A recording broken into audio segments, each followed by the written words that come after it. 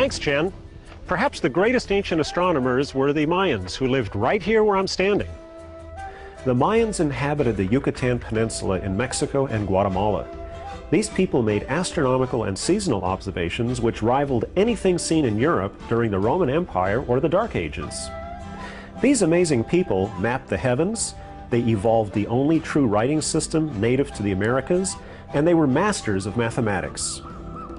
They invented calendars that are still accurate today, and without metal tools, beasts of burden, or even the wheel, they were able to construct vast cities with an amazing degree of architectural perfection and variety. The largest structure at this site is El Castillo, the castle. That these temple builders were mathematically precise in their architectural designs is borne out by the natural phenomena which occur during the fall and spring equinoxes. In the spring, as the sun rises, the shadow cast on the steps appear to form the body of a serpent which slithers down the stairs. Here at Chichen Itza, there is a structure unlike anything else ever created by the ancient Mayans. It's called El Caracol, and it actually looks like a modern observatory. Its design didn't function the same way as our modern observatories. Instead, its walls contained many windows. Inside the dome, stones could be removed, enabling the Mayan astronomers to observe different parts of the sky. The Mayans looked at the sky differently from any other civilization. Being near the equator, the equinox passages were easier and more accurate to determine because the sun cast no shadow at local noon during this time. They also had great veneration for the Milky Way. They called it the World Tree. The star clouds that formed the Milky Way were seen as the tree of life, from which all life came. The Mayans also had their unique constellations. Like today's zodiac, they had their scorpion. Gemini, which appears to us as twins, however, was seen as a peccary, a nocturnal animal in the pig family. Other zodiac symbols were a jaguar, a bat, a turtle, the tail of a rattlesnake, and a sea monster. Because they looked at things differently, perhaps it's not surprising that the Mayans had a different mathematics as well. We use a numbering system based on 10 digits, but the Mayans used a system based on the number 20. Sounds a little bit complicated, but in fact it was more efficient for counting than some of the older systems used in Europe a long time ago. The Mayan counting system required only 3 symbols: a shell representing 0, a dot representing a value of 1, a bar representing 5, and a shell with a dot representing the base number 20. There are 2 advantages to the Mayan counting system. The first of these is the idea of 0, which many civilizations at that time did not have. Second, they only used 3 symbols to represent lower and higher numbers. In Rome, multiple symbols were used: I's for 1, V for 5, X for 10, L for 50, C for 100, and M for 1,000. Mayan numbers were written from bottom to top, so the number 19 becomes bars of 5, 5, 5, with 4 dots above the bars. To complete the first set of 20, a dot was raised over a shell-like symbol. To get 21, the elevated placement of the dot remained to represent 20, and a dot was added underneath to represent 21. Then the counting cycle for the next 20 began again.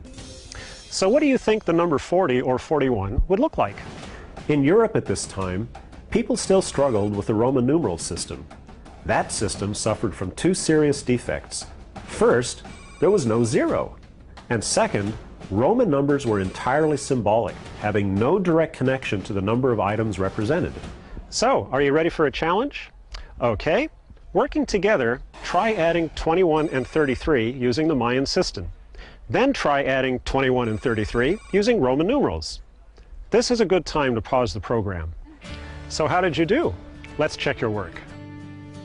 In Mayan, the number 21 is represented as dot, dot.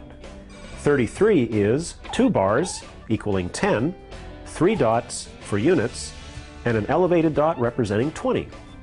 Adding together, you get 54, which is 2 bars, 4 dots, and 2 elevated dots. Easy to decipher. In Roman, you have XXI plus XXXIII equals LIV. Unless you actually know what the Roman symbols stand for, you have no idea what you are seeing. In Mayan, you can actually add up the dots, bars, and shells. Mayan merchants often used cocoa beans, sticks, and shells to do these calculations. From these three symbols, the Mayans could do everything from the simplest arithmetic needed for trade to keeping track of astronomical events, both past and future. Speaking of astronomy, remember how I said the Earth's axis was tilted at 23.5 degrees? If you round that to 24, how would you write that in Mayan? The Mayan system of counting using dots, bars, and shells can be compared with the ones and zeros used by modern computers, and it was all done 1,500 years ago. With all the advances that the Mayans made, it's interesting to speculate what would have happened if the Mayans had sailed east to discover Europe instead of the Europeans sailing west to discover the Americas. To learn more about Mayan mathematics, go to the following websites. Back to you, Jennifer. Thanks, Stan. Well, guys, that wraps up another episode of NASA Connect. We'd like to thank everyone who helped make this program possible. Got a comment, question, or suggestion? Well, then email them to connect@larc.nasa.gov. I'd like to leave you guys with a thought and a challenge. What is impressive about these sites is the accuracy of their observations and the time and effort they put into building these observatories.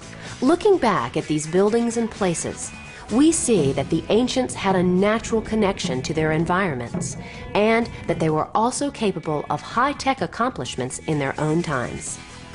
So now, here's my challenge. How do you think people 300 or even 1,000 years from now will see us through the artifacts that we leave behind? Until next time, stay connected to math, science, technology, and NASA.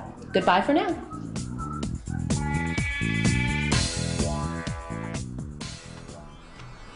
Finally, they pick one stars up and say, this will be the morning stars. It will give us direction that the daylight is coming. It will give us direction that it's in the east.